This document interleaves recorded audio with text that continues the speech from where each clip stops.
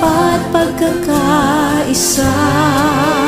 Ang rosaryo mong hawak namin at awit-awit ang Ave Maria.